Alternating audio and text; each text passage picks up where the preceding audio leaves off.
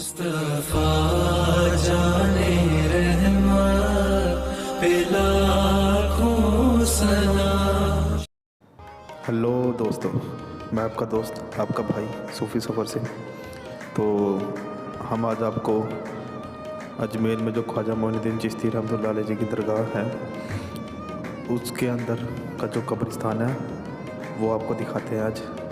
और उनको मिलने के लिए, ख्वाजा साहब को मिलने के लिए उनके 4 दोस्त मदीना शरीफ से आए थे जो यहीं पे ही इंतकाल कर गए, जिनकी कब्र मुबारक आप ये देख रहे हैं सामने।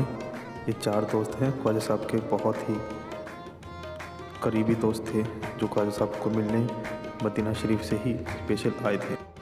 तो इनके बारे में बहुत सी बातें हैं, बहुत सी कहानियां हैं जो हमें तो नहीं पता, लेकिन हमें यहाँ पे एक बहुत ही दिलचस्प बुज़ुर्ग दिखे जो यहाँ पे बैठे थे कब्रिस्तान में और दुआएं और फातिहा की तिलावत कर रहे थे। तो हमने उनसे थोड़ी सी बात की और उनसे पूछा कि ये कौन थे, कहाँ से आए थे। तो चलिए आपको दिखाते हैं और उनसे बात करवाते हैं।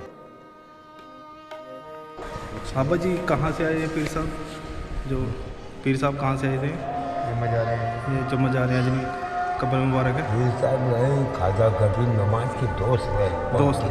दोस्त। ठीक है जी। कहाँ से आना हुआ था इनका? मदीने से अच्छा जी। आते नहीं, बहुत जबरदस्ती लिया आया ख्वाजा से। अच्छा जी। तो ये राजस्थान में पता करेगा, अच्छा, मानने वाले मानते हैं कि साथ में ही रहते होंगे उनके। ठीक है जी। इनका यहीं पे हुआ था इंतकाल।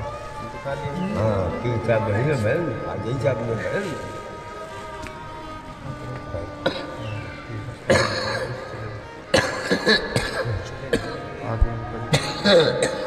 या ख्वाजा गरीब नमाज या मदीने शरीफ वाले अपनी गायब तरफ या सरकार या ख्वाजा गरीब नमाज भेजो माल ताजा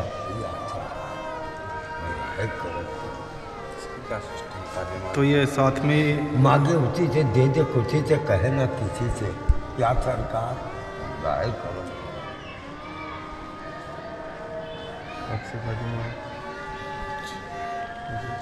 मानो तो ठीक है, ना मानो। यहाँ पे आप कब से, कितने साल हो गया आपको? यहाँ कितने साल हो गए बैठते हो? मेरा नाम मोहम्मद अली। अच्छा जी। कब से बैठते हो आप यहाँ पे? कितना टाइम हो गया यहाँ पे आपको? बहुत देरी से, अच्छा जी। सुबह से 3 बजे भोर से। अच्छा जी।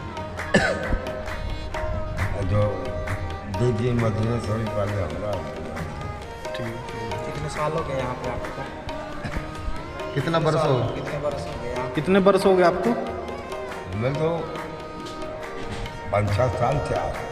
अच्छा। 5-7 साल से आ रहे हैं। रहने वाले कहाँ से हो? रहने वाले ऊपरी यूपी में। यूपी में कहाँ से? बनारस, बनारस से। थाना जैतपुरा। वीडियो हो कर रहे हो, थाना जैतपुरा। ठीक है। मोहल्ला छोरा। तो इन बुज़ुर्ग से बात करने के बाद इन्होंने हमें एक बुज़ुर्ग के बारे में और बताया जो इनके पास ही बैठे हुए थे। तो हमने उनसे भी बात की, उनसे भी मिले। बहुत ही दिलचस्प बुज़ुर्ग थे, बहुत ही अच्छी बातें करते थे। और इन्होंने बताया कि ये कादरी सिलसिले से आते हैं। तो फिर ये हमें लेके गए पीछे मज़ार शरीफ में, जो कांसे वाले बाबा जी के नाम से जाने जाते हैं, जिनको ख्वाजा साहब ने आना सागर को हुक्म देने के लिए बोला था कि आपको ख्वाजा साहब ने बुलाया है। तो इनके हाथ में, बुज़ुर्ग के हाथ में, जिनकी आप कब्र भी देखेंगे, इन बुज़ुर्ग के हाथों में वो कांसा था जिसमें आना सागर का पूरा पानी आ गया था। तो ये बुज़ुर्ग साहब है, ये उनकी मज़ार है, जिनके एक बार कहने से ही पूरे आना सागर का पानी इन बुज़ुर्ग के कांसे में आ गया था। तो ये आज भी कांसे वाले बाबे के नाम से ही फेमस हैं, मशहूर हैं। तो ये यहाँ का अजमेर शरीफ का कब्रिस्तान है। तो दोस्तों, जब भी आप अजमेर शरीफ में आए तो यहाँ कब्रिस्तान में भी ज़रूर आएँ और इन बुज़ुर्गों के लिए दुआ करें, फातिहा की तिलावत करें। तो आइए चलते हैं। सामने जो है ये भी खादिम किया। हाँ, सब खादिम लोग की मजारी हैं। इसके बाद शक्कर सभा की मजारी हैं। चक्कर खाने से बच्चे बोलते हैं, पढ़ने लिखने में जल्दी दिमाग खुल जाती है, चक्कर पेश होती है यहाँ पर। ले जो नहीं। हमें यहाँ भी एक बुज़ुर्ग मिले, ये भी कब्रिस्तान में ही रहते हैं और यहाँ पे ये जो मज़ार शरीफ है ये शक्कर वाले बाबा जी के नाम से ही मशहूर है। लोग आते हैं और यहाँ पे शक्कर देकर जाते हैं और अपने दुआएं करके जाते हैं। ये जो बाबा जी हैं ये खादिमगार है यहाँ पे मज़ार शरीफ पे। तो ये जितने भी मज़ारे हैं ये ख्वाजा साहब जी के साथ ही रहे और उनके खादिम बन के रहे और अल्लाह की रास्ते पे चलते रहे। तो भाइयों, मेरे दोस्तों, यहाँ पे भी आया करो। इन बुज़ुर्गों को, ये जितने भी बेचारे कब्र में आज सोए हुए हैं, इनको सबको आपकी दुआओं की ज़रूरत है। तो जब भी आप अजमेर में ख्वाजा साहब के मज़ार पे आए तो यहाँ पे भी आए कब्रिस्तान में, जहाँ पे ख्वाजा साहब जी के दोस्त, उनके प्यारे सोए हुए हैं, तो उनके लिए भी दुआ करें। तो आइए ले चलते हैं अब आपको करबला शरीफ की तरफ, जो ख्वाजा साहब जी की दरगाह के बिल्कुल ही बैक साइड में है, जहाँ पे लंगर खाना भी है। तो चलते हैं। ये जो रास्ता जाता है ये करबला शरीफ की तरफ जाता है। तो आइए वहाँ की भी आपको ज़ियारत कराते हैं और आप भी दुआ करिए हमारे लिए भी और तमाम उन लोगों के लिए भी जो परेशान हैं, जो दुखों से बहुत ज़्यादा अपने लड़ रहे हैं, तो उनके लिए भी आप दुआ करिए। तो सबके लिए अल्लाह रहमत दे और सबको तंदुरुस्ती और नेकी की बरकत अता फरमाए।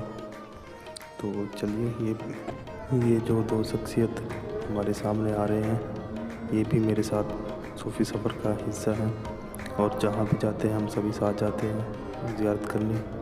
तो आइए चलते हैं, अब आके दिखाते हैं हम आपको करबला शरीफ का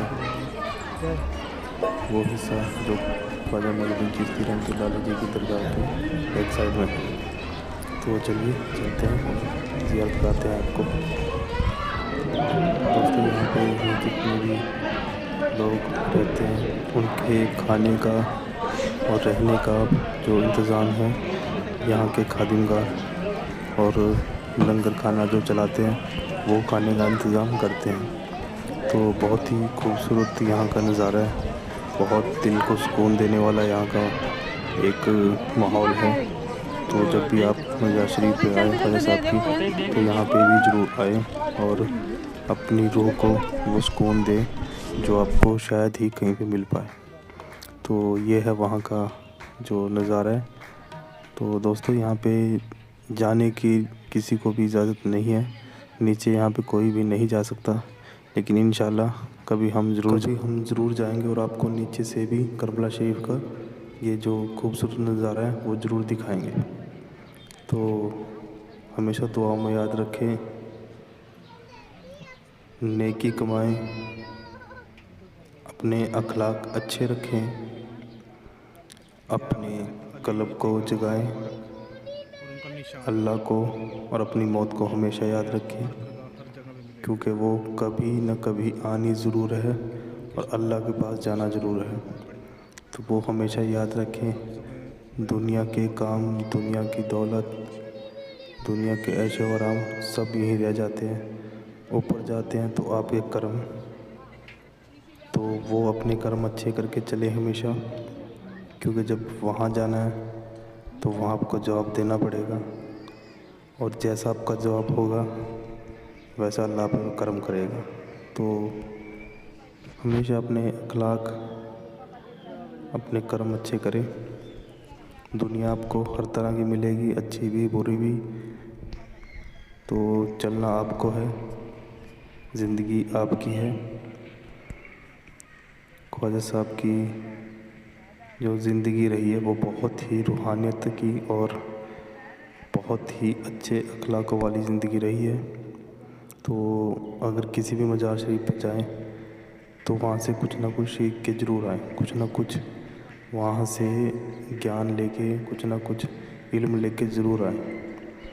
ऐसे जाने का, वहाँ पे घूमने का कोई फ़ायदा नहीं जो आप वहाँ से किसी भी पीर साहब की ज़िंदगी से कुछ अच्छी चीज़ें ना लेके आएँ तो फिर कोई जाने का फ़ायदा कहीं भी नहीं है। तो ये जो पीर हैं, फ़कीर हैं, ये अल्लाह के वो मैसेंजर हैं, अल्लाह के वो वली हैं जो हमारे और अल्लाह के दरमियान खड़े हैं।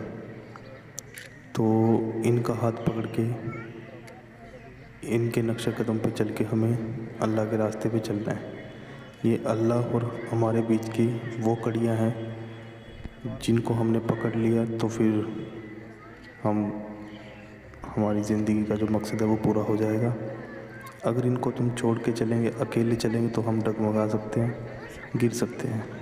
तो जितने भी पीर फ़कीर हैं उनसे कुछ ना कुछ ज़रूर सीखें, उनकी ज़िंदगी से जो भी उन्होंने किया है उनसे कुछ ना कुछ ज़रूर सीख ले, तभी आपका फ़ायदा है किसी भी मज़ार पे जाने का, दुआ सलाम पेश करने का। तो ऐसे मुस्कुराते रहिए, खुश रहिए, अल्लाह आपको हमेशा देगा ही, कभी आपसे लेगा नहीं कुछ भी, क्योंकि वो देने वाला है और हम हमेशा मांगने वालों में से ही रहेंगे।